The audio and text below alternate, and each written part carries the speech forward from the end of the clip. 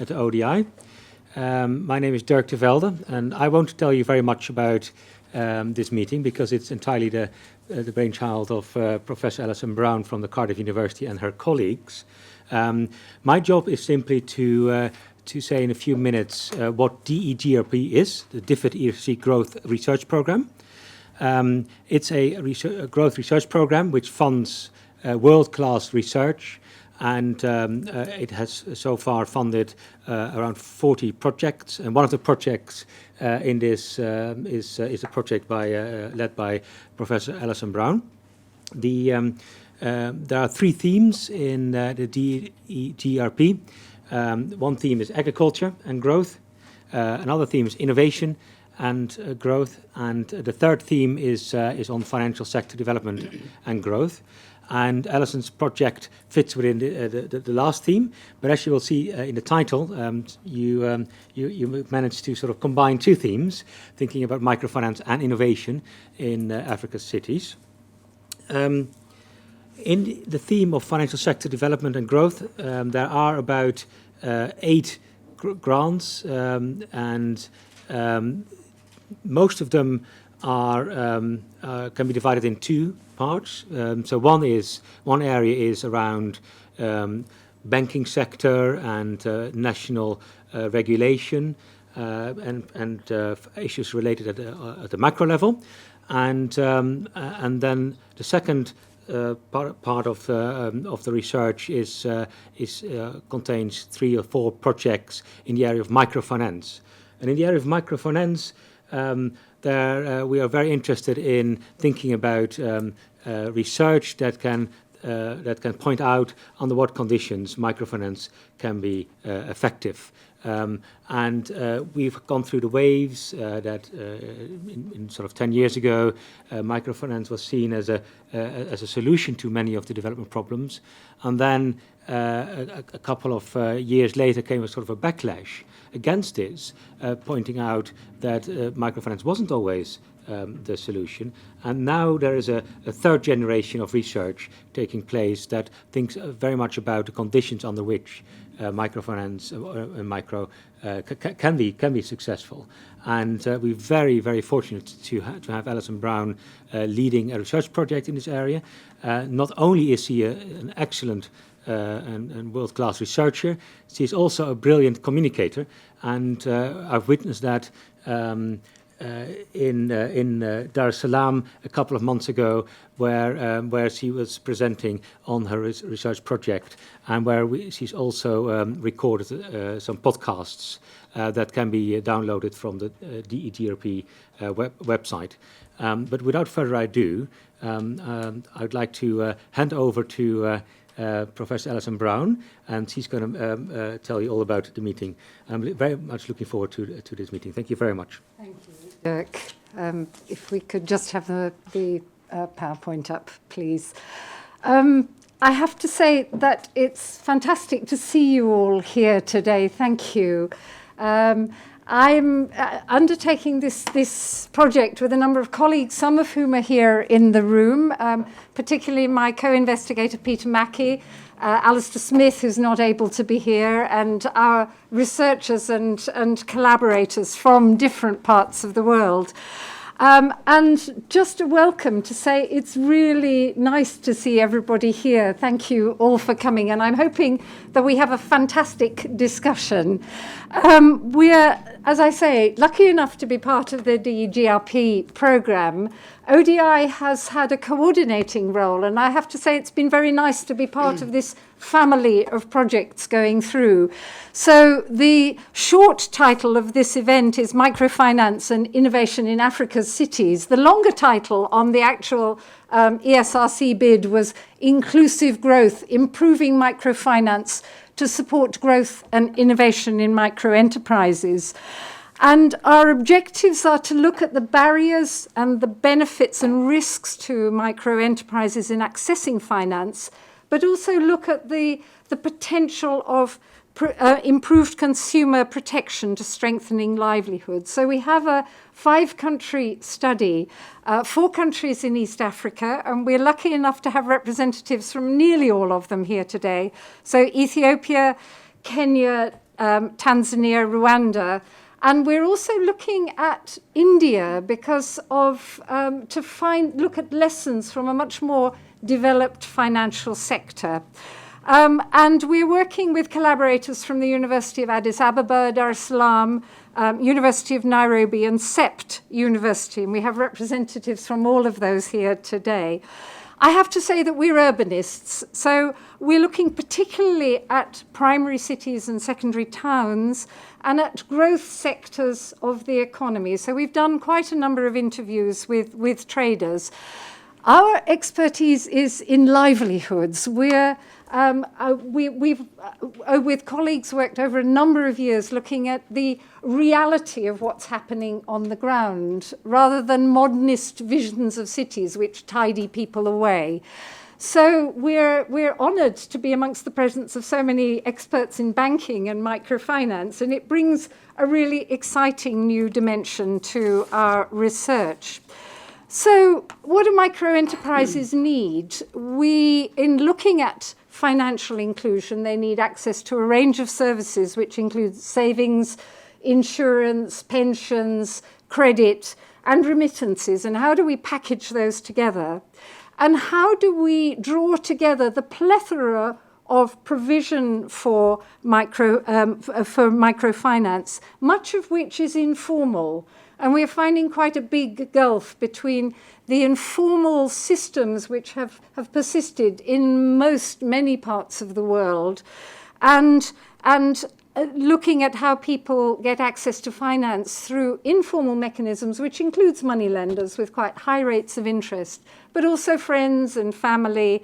And we are lucky enough to have a representative, Catherine Hughes, here from Care International, whose expertise is in village savings and loans associations, which is a much more transparent process that has taken and built on formal savings groups. But also looking at the other mechanisms, savings and credit cooperatives, we have two representatives here from microfinance institutions, national microfinance associations. I'll introduce them in a minute, and the formal banking sector as well. So I think if we look just briefly at the political economy context, in Africa, we're looking at 4 very different countries in terms of size. Ethiopia with 94 million people, and a government program that has put a lot of emphasis in supporting micro and small enterprises, but also looking at the role of MFIs in supporting that. In Kenya, we've got very much a free market approach to finance. A challenge for central bank to keep up with it, and in particular the explosive growth of mobile money, which is both providing scope for innovation but also complicating the life of regulators. In Rwanda, a much smaller country with a focus on SACCOs and cooperatives, and in Tanzania, which kind of sits somewhere in the middle, but where innovation is also happening at a very rapid rate. So some of the issues that I think we're looking at are that there should be transparency across the different sectors. People should understand what they're borrowing, what interest rates, and what choices are available. We're very interested in the village savings model and how that translates to urban areas, but we also think that there is a need to avoid over-regulation. So don't regulate what is working very well. And just to introduce our speakers, Dr. Walde Amha is the Executive Director of the Association of Ethiopian Microfinance Institutions.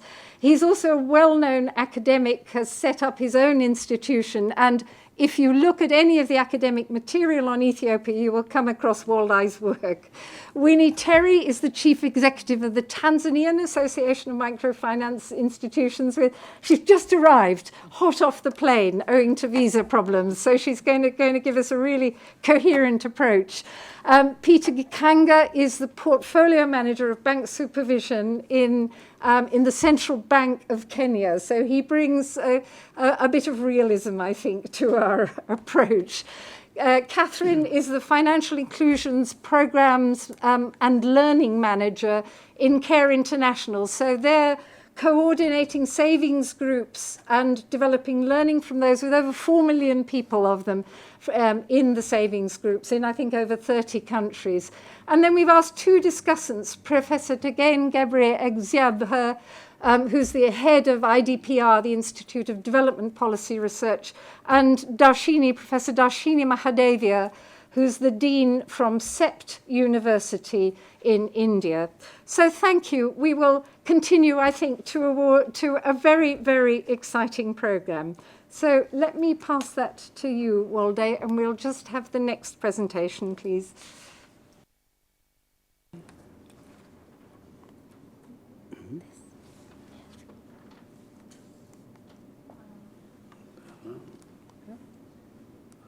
Don't start.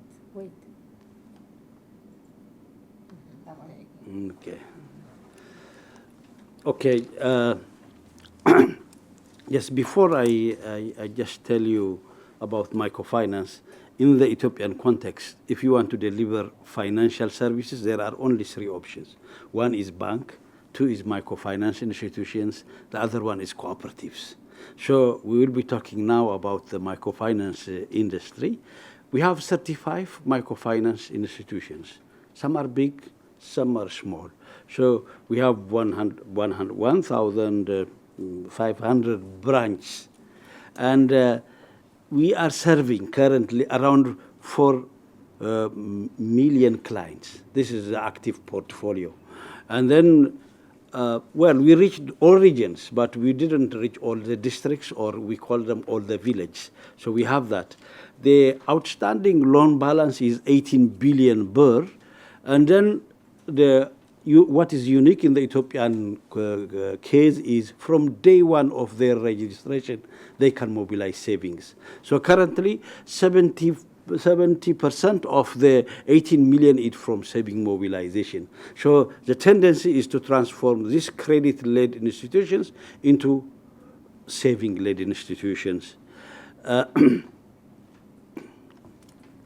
Now you see the growth of saving. I think it has been significantly increasing in the last 10 years, including with the loan. And then we have this regulation. Now I'll come to this focus. I was hesitant to say that we have seen significant increase in outreach. Was regulation constraining or promoting the expansion of microfinance services? Now, I would say that initially we rushed to regulate in Ethiopia. Maybe this is different in other countries. We rushed to regulate. We want to separate charity from finance. That was our objective. So we were very strict, and then we directly went to the prudential regulation. So there wasn't such a discussion. This was in 1996, actually. Then we revised it after 10 years. Now, this prudential regulation has made significant improvement in terms of creating an enabling environment. But I don't want to give all the credit to the regulation. There has been significant growth, but is it due to regulation? Actually, we are thinking that we have only 35 microfinance institutions up to now. Why? And we were not impressed with the growth. Although it was significant, 4 million, we reached 4 million people, we are not really that much impressed with that one. So is it the regulation that brought the growth? Well, it is one, I would say, one of them. But it was not stifling. Well, we say that, okay, to register as a microfinance institution, the paid-out capital was small. We waited 15 years. Nobody was getting into the sector. Why? Is it because of donor interest? Donors are not interested. Private sector is not interested. Government is not interested. So, but this is the issue that we will be looking maybe towards the end. Now, what we can see is, as a result of this regulation, we have seen some changes. It enabled microfinance institutions to offer relatively a wide range of financial services.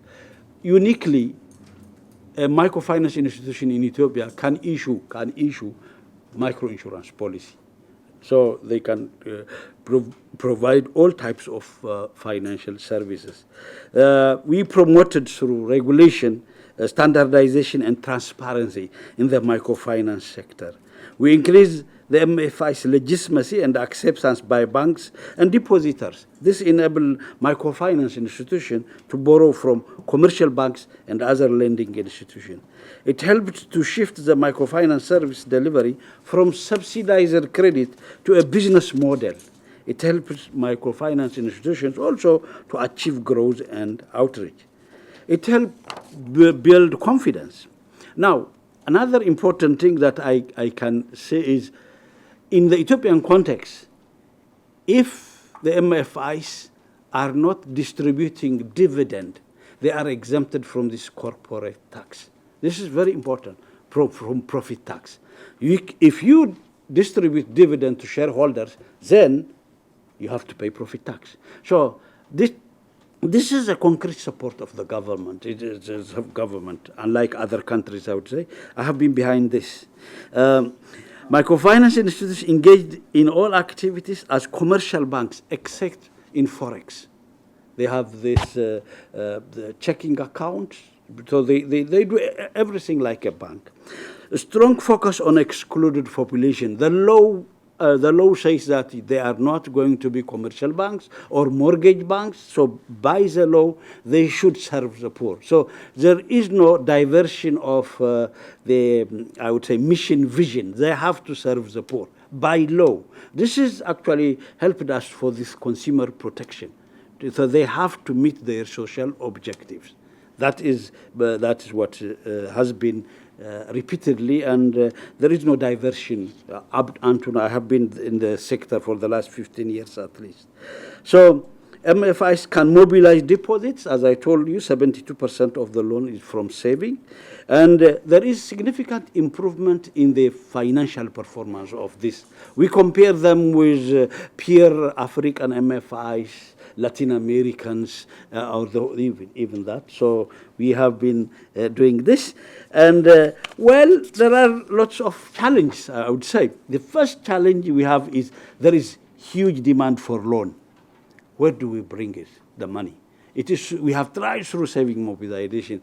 Then there is a limited use of IT to mobilize savings. And of course, we cannot even bring in social investors from outside, because we are prohibited from at least the foreign banks or foreign NGOs cannot get into this sector. So this is not yet liberalized. So, but still, we are struggling through saving mobilization.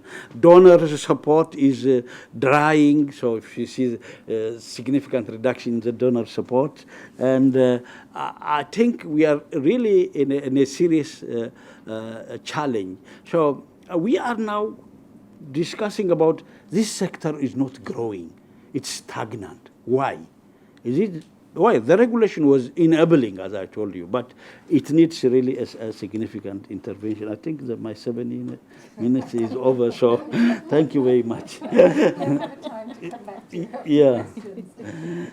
So donor support is dying with you. Yeah. Do you share the same challenges in Ethiopia? Yes, I could say that.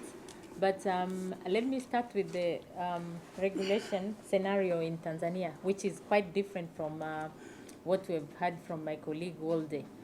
Here in Tanzania, our microfinance providers are being in categories where we have the providers which are regulated, and these would be commercial banks and community banks. You would ask me why commercial banks and community banks would be in that category, but these are commercial banks which have a microfinance window, and microfinance is one of their primary activity in the banks. And then we have microfinance banks. These are mostly those microfinance institutions which have been transformed into microfinance banks, so they're deposit-taking institutions. Then we have a second category, which is unregulated. These are NGOs, private-owned MFIs, and SACCOs. So they are only registered from the a registration company, but they are not supervised or regulated by the central bank. And then we have what is called informal with the village bank, community banks and VSLAs. These are not registered under any, regulatory body.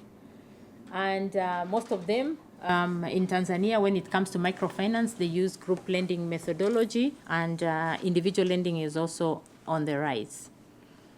Talking the issue on consumer protection, which I think is pertinent in Tanzania's context. We don't have a consumer protection policy yet. And so that impacts a lot on issues like key information sheets, where microfinance institutions or commercial banks have to give their clients a sheet which explains on the long term, the repayment schedule, and things like that. So the only issues which are addressed by consumer protection under different, regulatory regimes, let's say like the Pension Regulatory Authority, the SSRA, they would have their own consumer protection, regulations. And but a common one which would bring everybody on board is missing. So, but there are efforts to address consumer protection issues. As we see now, we are developing a national financial inclusion framework under the Bank of Tanzania or the central bank. And one of the issues which have come up as a co-enabler to expand financial inclusion in Tanzania is consumer protection. On the concept of TAMFI, where I'm working from, where we have at least like 88 members, we have developed our own self-regulatory in terms of code of conduct.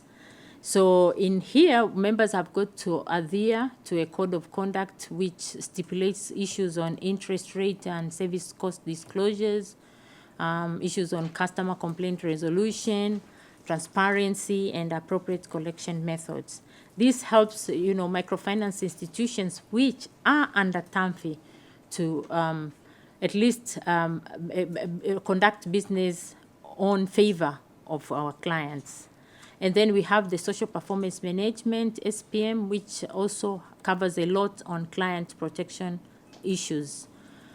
And of late, Tanzania has had credit bureaus, registered 2 credit bureaus, but unfortunately the 2 credit bureaus are mandatory for the regulated microfinance institutions, the commercial banks and the community banks and the microfinance companies. Those ones have to submit their data to the central bank in order for the credit bureaus to access and later on, turn it to the MFIs, to the regulated institutions.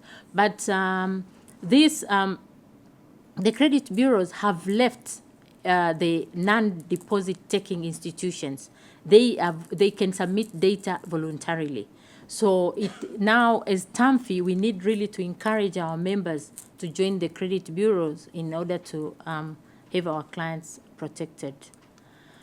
So what are the issues and challenges coming up in Tanzania in terms of access? We have the FinScope survey, which is done in 2009, 2013, and we see the results is that only, around 14% of the labor force in Tanzania have bank accounts. And you see it's just a small portion of 4.4% have a formal loan. And unfortunately, in 2009, it was 4.5, and now it went down by, it's 4.4%. So that comes to also my colleagues where I say, is the microfinance growing or is it stagnant or, that is left for us to answer later on. But 43.5% are just served by, now the MFIs, the SACCOs, and the financial NGOs. So, but at the end of all these, 26.8% are excluded from any form of access to financial services.